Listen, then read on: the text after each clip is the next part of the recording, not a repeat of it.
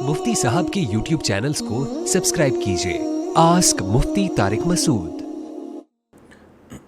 बिस्मिल्लाहिर्रहमानिर्रहीम। गैर हाफिज़ लंबी रकअतें कैसे पढ़े? मोहम्मद सरफराज साहब कराची से पूछते हैं, अगर हमें 10-12 सूरतें याद हों और हम लंबे नफिल पढ़ना चाहें तो क्या हम एक रकत में एक से ज़्यादा सूरतें पढ़ सकते हैं? मोहम्मद सरफराज भाई, आपका जज्बा बड़ा अच्छा है। लंबी रकतें आप पढ़ना चाहते हैं, अल्लाह ताला कबूल फरमाए। जी हाँ, एक रकत में एक से ज़्यादा सूरतें भी पढ़ सकते हैं, एक ही सूरत को कई बार भी पढ़ सकते हैं, चाहे जितना चाहे पढ़ते रहें, कोई हरज नहीं है, इंशाअल्लाह सवाब मिलेगा। 65 साल की उम्र में इद्दत का हुक्म। अब्दुल्ला साहब ने इंडिया से पूछा है, मेरी खाला भी इद्दत में है, इनकी उम्र 65 साल से यानी 65 साल से ऊपर है, क्या वो इद्दत छोड़ सकती हैं और किसी शादी में शरीक हो सकती हैं या नहीं? जनाब अब्दुल्ला साहब, बिल्कुल जायज़ नहीं है, हराम है। ना वो जनाजे में जा सकती हैं, ना वो शादी में जा सकती हैं। इद्दत घर के अंदर पूरी करना ज़रूरी है, चाहे उम्र 65 साल हो या 95 साल हो, इससे कोई फ़र्क नहीं पड़ता। वो घर नहीं छोड़ सकती, घर वो सिर्फ इद्दत पूरी होने के बाद ही वहाँ से कहीं जा सकती हैं, उससे पहले नहीं जा सकती।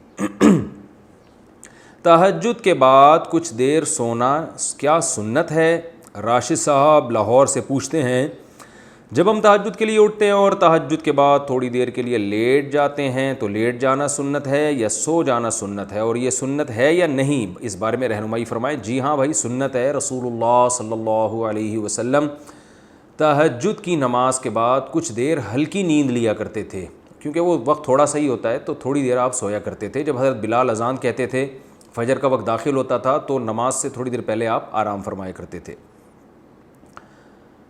बैंक के मुलाजिम के यहाँ ट्यूशन पढ़ाना, अगर कोई बैंक में काम करता हो तो क्या इसके यहाँ ट्यूशन पढ़ा सकते हैं और इससे ट्यूशन पढ़ाने की उजरत ले सकते हैं? बिलाल साहब अबू ज़हबी से।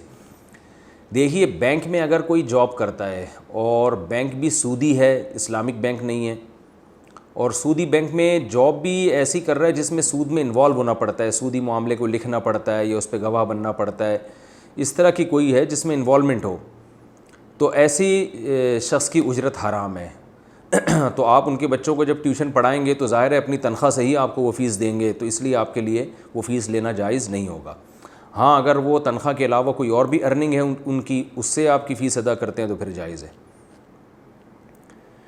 क्या ऑनलाइन क्लिकिंग की जॉब जायज़ है? ऑनलाइन क्लिकिंग की जो जॉब आती है, एड्स पर क्लिक करके पैसे कमाए जाते हैं, क्या ये कमाई हलाल है या हराम? असलम साहब रावलपिंडी से। मेरा ख़्याल है आपका ऐसा नहीं हो रहा, लेकिन बहरहाल अगर हो भी रहा है तो ये जायज़ नहीं है, क्योंकि ये शो करते हैं कि ये फ़ेक यानी ये जितने लोगों ने एडवर्टाइज़ देखा है ना, उनकी हकीकी अदद शो नहीं कर रहा होता, बल्कि मुख्तलिफ़ आईडी से आपने क्लिक किया, तो इससे गूगल को भी नुकसान होता है, कंपनियों को भी नुकसान होता है, तो इसलिए ये जायज़ नहीं है। यानी ये फ़ेक तादाद शो हो रही होती है, इसमें ये धोखा है।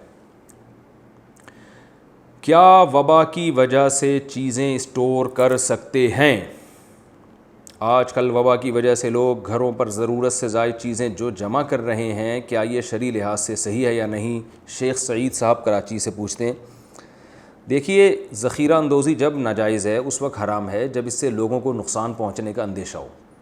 तो इतनी चीज़ें स्टोर कर लेना कि जिसके बारे में आपका ख़्याल ये है कि आम पब्लिक को नुकसान नहीं होगा। मिसाल के तौर पर आपने इतना आटा गोदामों में भर लिया कि अब आम आदमी को आटा ही नहीं मिल रहा, तो ये बिल्कुल हराम है, नाजायज़ है। लेकिन अगर आपने 2-3 महीने का राशन घर में इकट्ठा कर लिया है और उसमें आपको ये ख़तरा है कि दुकानों से ये माल ख़त्म नहीं होगा, लोगों के लिए दुकानों पे अवेलेबल होगी ये चीज़, तो फिर ये ज़ख़ीरा अंदोज़ी जायज़ है इतनी। यानी ये ख़ुद फ़ैसला करें या माहिरीन से पूछ लें कि भाई कितना स्टोर अगर लोग करेंगे 2 महीने 3 महीने का, तो आम आदमी पर क़ुव्वत ख़रीद पे असर नहीं पड़ेगा उसकी, तो ये माहिरीन से पूछा जा सकता है। जो यानी असल चीज़ जिसको फ़ोकस करना है वो ये है कि लोगों को नुकसान पहुँचाना, इतना नुकसान के जो ज़रूरी अशिया है ना, लोगों की रोज़मर्रा के इस्तेमाल की चीज़ें जिन पर ज़िंदगी मौक़ूफ़ है, वो चीज़ें एक आम आदमी की दस्तरस से बाहर ना हो जाएं, बस ये नुकसान लोगों को नहीं होना चाहिए। नमाजी के कितना आगे से गुज़र सकते हैं? नमाजी के आगे से कितने फ़ासले से गुज़र सकते हैं? अनस देवबंद से। 3 सफ़े और 2 सफ़ों का भी बाज़ हज़रात ने कौल किया है। تو احتیاط 3 صفوں میں ہے، بہت مجبوری ہو تو 2 صفوں کے آگے سے بھی گزرنے کی گنجائش ہے۔ وصیت پر عمل کرنے کا شرعی حکم، کیا وصیت پر عمل کرنا فرض ہے؟ محمد انس سہارنپور سے، جی ہاں، میت نے اگر کوئی وصیت کی ہو اور وہ وصیت خلاف شرع نہ ہو تو اس پر عمل کرنا واجب ہے۔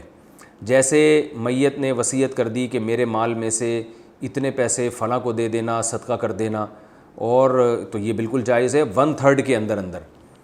لیکن اگر میت نے وارثوں کے لیے وصیت کی ہے کہ میں اتنا وراثت چھوڑ کے جا رہا ہوں یا جا رہی ہوں اور میرے اتنے پیسے میرے بیٹے کو دے دینا یا میری فلاں کی بیٹی کو دے دینا، تو یہ وصیت شرعاً حرام ہے، ناجائز ہے، اس لیے کہ رسول اللہ صلی اللہ علیہ وسلم نے فرمایا لا وصیت لوارث، وارث کے لیے وصیت جائز نہیں ہے، کیونکہ اللہ نے ان کے حصے پہلے سے متعین کر دیے ہیں۔ تو یہ جو آج کل والدین وصیت کرتے ہیں نا، میرے مرنے کے بعد میری بیٹی کو اتنے پیسے دے دینا، فلاں مکان میرے فلاں بیٹے کو دے دینا، یہ بالکل کالعدم ہے، اس پر عمل جائز نہیں ہے، بلکہ شرعی حصہ ہے وہی ملے گا۔ اور بعض وصیتیں ایسی ہوتی ہیں جو نہ تو یعنی ایسی ہوتی ہیں کہ حرام تو نہیں ہوتی لیکن ان پر بھی عمل لازم نہیں ہوتا۔ جیسے کوئی وصیت کرے کہ اگر میں مر گیا تو فلاں شخص کو میری وصیت ہے کہ فلاں میرا جنازہ پڑھائے، تو اب فلاں پہ لازم نہیں ہے کہ وہ پڑھائے، اس کی مرضی ہے، پڑھا دے ٹھیک ہے، نہیں پڑھائے تو بھی ٹھیک ہے، یعنی ایک مباح کام ہے نا، کہ مال کے لحاظ سے تو ٹھیک ہے، باقی جو وصیتیں ہیں وہ وارث اگر عمل کر دیں تو ٹھیک ہے، نہیں کریں تو کوئی گناہ نہیں ہے۔ تو ایسے موقع پہ تفصیل علماء سے پوچھ لینی چاہیے، کسی نے کوئی وصیت کی ہو تو پھر وہ اسپیسیفک اس وصیت کو علماء کے سامنے رکھ کر پوچھنا چاہیے کہ یہ والی وصیت پر عمل ہم پر لازم ہے یا نہیں ہے، اس طرح سے۔ گانے فلمیں ڈاؤن لوڈ کرنے کی کمائی، گانے اور فلمیں ڈاؤن لوڈ کرنے کی کمائی کیسی ہے؟ جنید صاحب دیوبند سے پوچھتے ہیں، بالکل حرام ہے، ناجائز ہے۔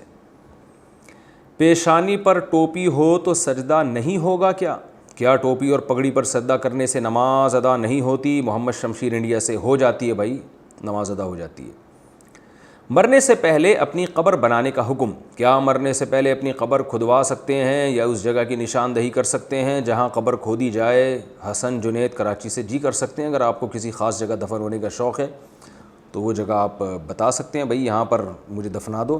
اب اس میں 2 چیزیں ہیں، اگر وہ وقف کا قبرستان ہے تو پھر وارثوں پر یہ وصیت لازم نہیں ہے، اس لیے کہ وہ ان کی مرضی، جہاں وقف کا آپ کا اپنا، تو اپنی چیز میں تو انسان وصیت کر سکتا ہے نا، دوسروں کی چیزوں میں تو نہیں کر سکتا۔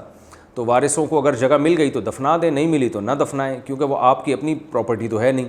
اور اگر آپ کی اپنی ذاتی زمین ہے اس میں آپ کہتے ہیں تو جو ہے آپ کا حق ہے کہ پھر آپ وصیت کر سکتے ہیں، کیونکہ اپنی زمین ہے آپ کی، تو وہ وہاں پہ، لیکن ویسے اس میں ایک بات یہ بھی ہے کہ وہ آپ کے مرتے ہی وہ تو وارثوں کی ہو جائے گی، آپ کی رہے گی نہیں۔ تو اس میں پھر غور کرنا پڑے گا کہ اس وصیت کی شرعی حیثیت کیا ہے۔ یہ مسئلہ اس وقت میرے ذہن میں مستحضر نہیں ہے، کیونکہ آپ کے مرتے ہی وہ زمین ہو گئی وارثوں کی، تو وارث اگر کوئی اپنی زمین میں دفنانا چاہے تو دفنا سکتا ہے آپ کو، نہیں دفنانا چاہے تو اس کو مجبور نہیں کیا جا سکتا۔ پھر بھی یہ مسئلہ مزید قابل تحقیق ہے، اس پہ میں جزمی طور پہ رائے نہیں دے سکتا۔ کیا بچوں کو دکان دے کر واپس لے سکتے ہیں؟ ہماری والدہ کی 2 دکانیں اور 2 فلیٹ ہیں، والدہ نے ایک دکان 2 بیٹوں کے نام کر دی اور 2 فلیٹ ایک بیٹی کو دے دیے، باقی ایک دکان بچی، وہ والدہ نے دوسرے بیٹوں کو زبانی کہہ دیا تھا کہ وہ تمہاری ہیں۔ اب والدہ چاہتی ہیں کہ میں ان 2 بیٹوں کو نہ دوں، ان سے واپس لے لوں، ان دونوں بیٹوں کا والدہ سے اچھا سلوک نہیں ہے، اس بارے میں شریعت کیا کہتی ہے؟ ناصر صاحب حیدرآباد سے۔ دیکھیے، والدہ نے جو 2 دکانیں یا 2 فلیٹ بیٹوں کے نام کر دیں یا کسی بیٹی کو دے دیں تو صرف نام کر دینا کافی نہیں ہے، ہینڈ اوور کرنا ضروری ہے۔ ہینڈ اوور کا مطلب یہ ہوتا ہے کہ اس میں سارا سامان بھی بیٹوں کا ہو۔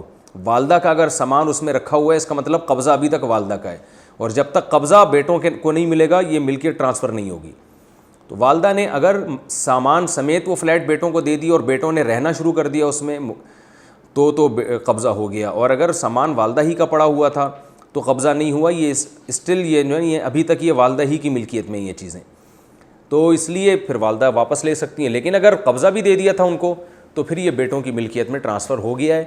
اب اگر والدہ واپس مانگتی ہیں تو بیٹوں کی اخلاقی ذمہ داری ہے کہ وہ والدہ کو واپس کر دیں، اور جو ہے بہت بری حرکت ہے کہ ماں نے ایک چیز آپ کو گفٹ کی اور وہ مانگ رہی ہو اور آپ اس کو نہ دے رہے ہو، اور مانگنے کی بیس بھی مضبوط ہے کہ بچے نافرمان ہیں اس کے، تو بچوں پر لازم ہے، یعنی اخلاقی لحاظ سے یہ بچوں کا فریضہ ہے کہ وہ ماں کو واپس کر دیں، یا اپنا سلوک اتنا اچھا کر لیں ماں کے ساتھ کہ ماں وہ انہی کی ملکیت میں وہ چیزیں باقی چھوڑ دے۔ شطرنج کھیلنا کیسا ہے؟ شطرنج کھیلنا کیسا ہے؟ عابد فیصل آباد سے۔ شطرنج کھیلنا جائز نہیں ہے، کیونکہ دماغ جیسی اہم ترین چیز کو بلا وجہ تھکایا جاتا ہے۔ کھیل کا بنیادی مقصد یہ ہوتا ہے کہ دماغ فریش ہو تاکہ مفید کاموں میں استعمال ہو۔ جب کھیل ہی ایسا کھیلا جا رہا ہے کہ جو دماغ مفید کاموں میں استعمال کرنا تھا وہ دماغ اسی کھیل میں ہی استعمال ہو گیا اور کسی اور کام کے قابل نہیں بچا، جیسے کہ 2-3 گھنٹے کھیلتے ہی رہتے ہیں، تو پھر یہ لہو و لعب میں داخل ہے، اور اللہ نے اہل ایمان کی صفات بیان کی ہیں، وہ لغویات سے بچتے ہیں۔ تو وہ کھیل کھیلنا چاہیے جو آپ کی باڈی کے لیے، صحت کے لیے اچھا ہو۔ البتہ کوئی فوجی کمانڈر ہو جس نے جنگیں لڑنی ہوں، اس کے لیے بعض فقہاء نے گنجائش دی ہے کہ شطرنج کے کھیلوں سے اس کا دماغ میں جو ہے نا وہ چالیں چلنے کا ایک پریکٹس ہوتی ہے۔ تو اگر کسی کے پیش نظر، کسی جنگی کمانڈر کے پیش نظر، فوج کے بڑے آفیسر کے پیش نظر یہ ہے کہ مجھے چالیں چلنا آ جائیں، تو اس کے لیے شطرنج کھیلنے کی اجازت ہے۔ کیا سونے کی قیمت پر پیسے قرض دے سکتے ہیں؟ میں نے کسی کو 1 لاکھ روپے قرض دیا اور اسے کہا کہ 1 لاکھ روپے کا جتنا سونا آتا ہے اتنا مجھے 5 سال بعد واپس کرنا، کیا یہ جائز ہوگا یا نہیں؟ انس صاحب دیوبند سے۔ بالکل حرام ہے، ناجائز ہے۔ آپ کو چاہیے کہ آپ سونا ہی خرید کے اسے دے دیں، ٹھیک ہے نا؟ 1 لاکھ کا سونا لیں اور سونا اس کو قرض کے طور پہ دے دیں، پھر جب 1 سال گزرے گا تو اس کے ذمے سونا ہی ادا کرنا واجب ہوگا۔ پھر جب قرض کی ادائیگی کا وقت آئے تو پھر آپ یہ بھی کہہ سکتے ہیں کہ بھائی یا تو سونا دے دو یا یہ کہ اس سونے کی جو آج مارکیٹ ویلیو ہے وہ قیمت دے دو، اس وقت یہ جائز ہو جائے گا۔ تو جب آپ نے سونے ہی میں اس کو قرض دیا ہوگا تو یا تو پھر ایک طریقہ یہ بھی ہو سکتا ہے کہ آپ اس سے کہیں کہ یہ 1 لاکھ روپے میں تمہیں قرض نہیں دے رہا، بلکہ میں تمہیں اس لیے دے رہا ہوں کہ اس سے 1 لاکھ روپے کا سونا خرید لو میرے لیے۔ جب وہ خریدے گا تو پھر آپ اس سے کہیں کہ یہ سونا میں نے تمہیں قرض دے دیا۔ پہلے وہ آپ کے لیے خریدے اور آپ کی ملکیت میں ہو، اس دوران چھن گیا، چوری ہو گیا تو آپ کا نقصان ہوگا، کیونکہ وہ آپ کا وکیل ہے، اس نے سونا اپنے لیے نہیں خریدا۔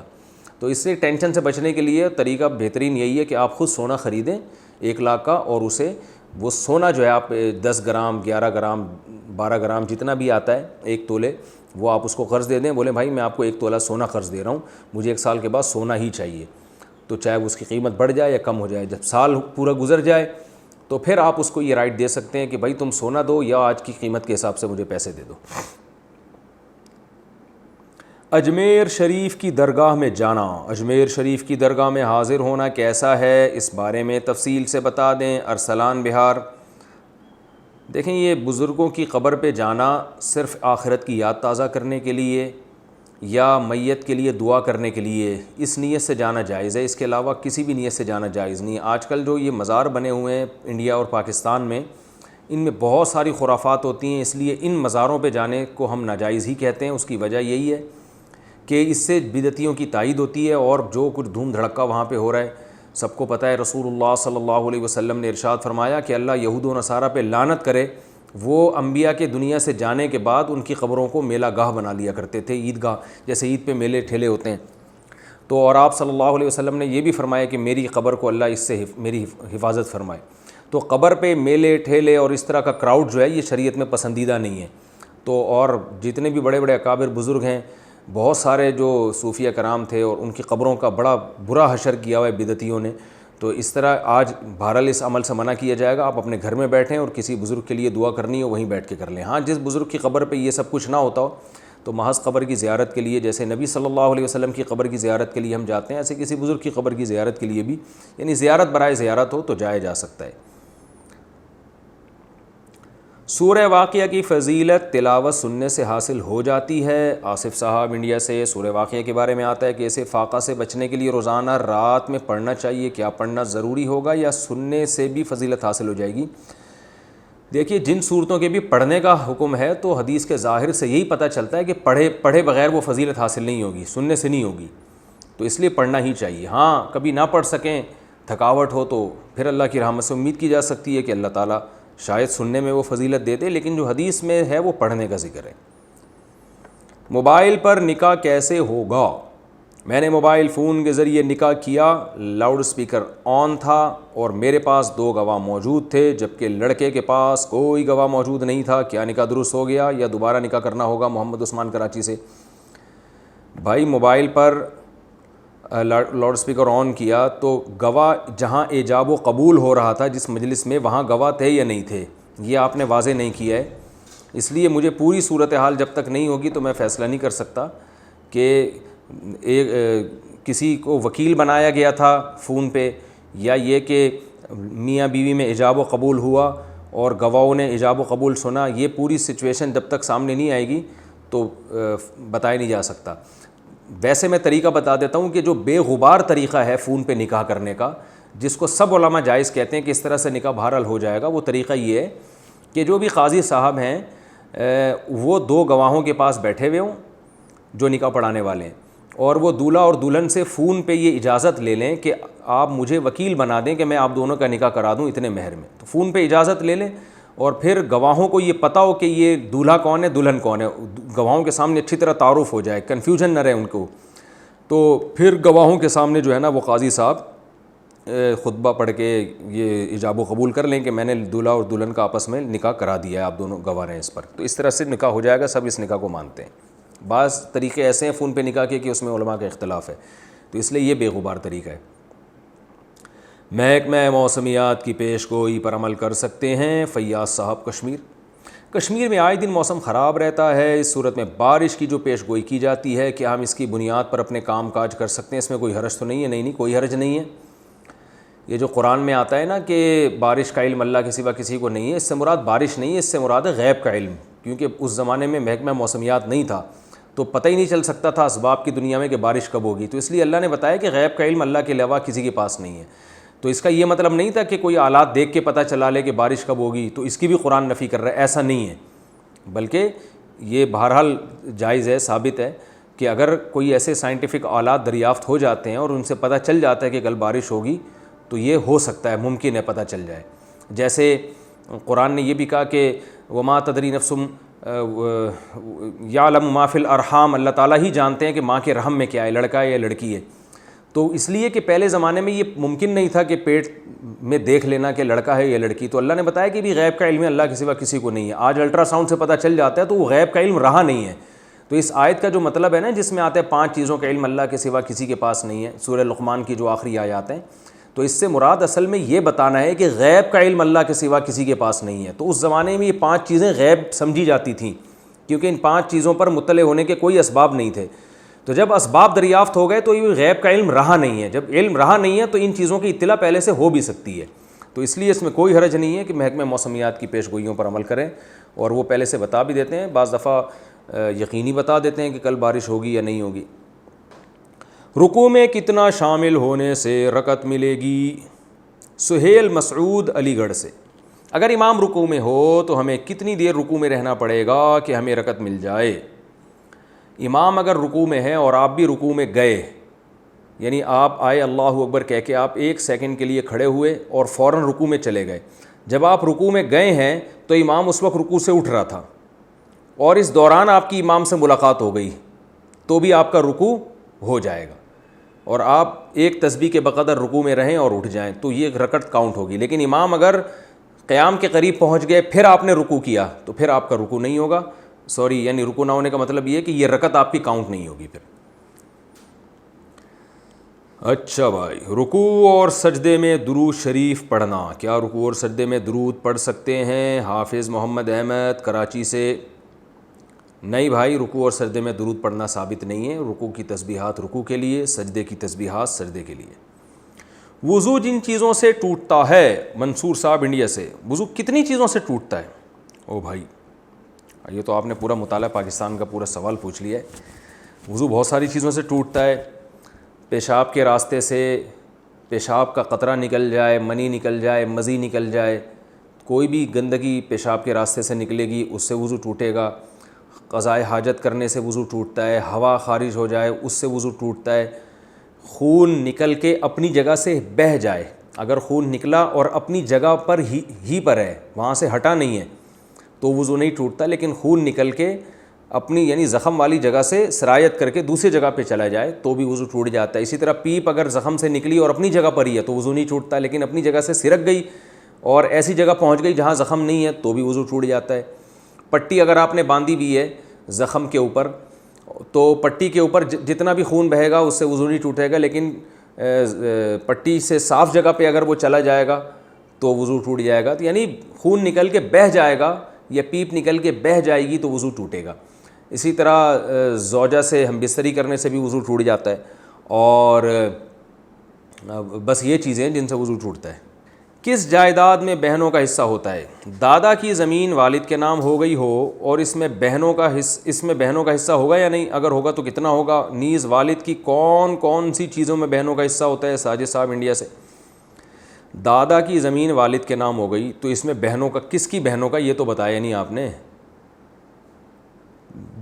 یعنی دادا کی بہنوں کا یا ابا کی بہنوں کا حصہ، تو یہ تو شو کرنا پڑے گا نا.